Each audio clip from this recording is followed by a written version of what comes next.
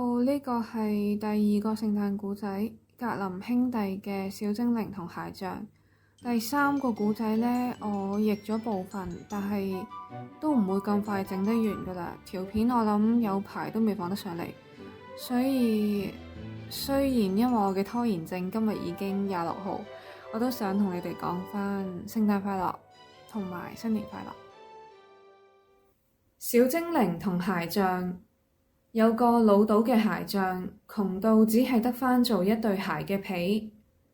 嗰晚佢臨瞓就剪定塊皮，等聽朝用，然後心安理得咁上床瞓覺，將剩低嘅一切交託俾神。第二朝佢起身祈完禱之後，準備坐低開工，點知對鞋已經整好，放咗喺台上面。佢驚訝到唔知講咩好。攞對鞋上手，仔細觀察，發現一啲瑕疵都冇，十足十一對傑作。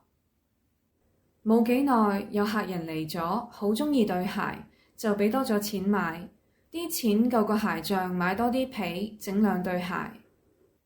夜晚佢又裁定啲皮，一覺瞓醒之後精神爽利，準備起身做嘢。點知2對鞋都已經整好，佢做都唔使做。仲好快賣出晒，賺到嘅錢仲夠佢買料整4對鞋。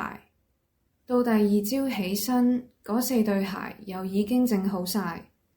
呢個現象就咁變咗佢嘅日常。夜晚剪定嘅皮，第二朝就係整好嘅鞋。好快佢就有返足夠收入，最後仲變埋有錢人。嗰年聖誕節前幾晚，鞋匠一邊剪皮一邊問佢太太：不如我哋今晚唔好瞓，及下究竟係邊個幫緊我哋啦？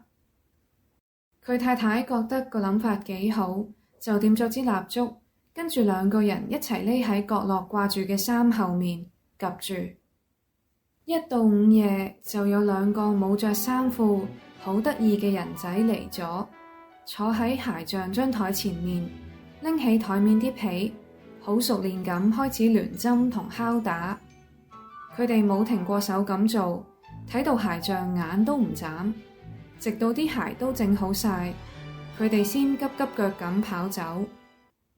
第二朝，鞋匠嘅太太就同佢講：我哋今時今日有錢都係多得佢哋咋，一定要做啲嘢多謝佢哋先得。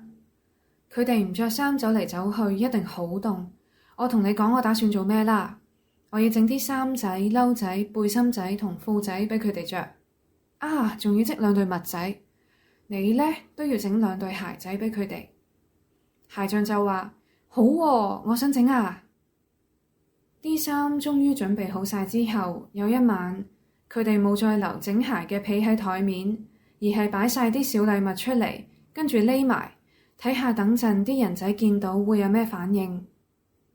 一到半夜，2個人仔就跳下跳下咁入咗嚟，諗住即刻開工，但係台面咩皮都冇，只係得啲好精緻嘅迷你衣物。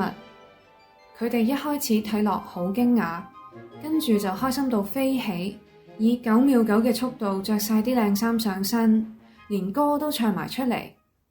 依家我哋咁靚仔，唔補鞋都冇所謂。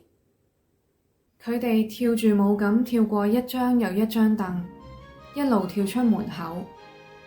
由嗰日起，佢哋就冇再返過嚟。但係鞋匠成世人都過得順風順水，如履平地。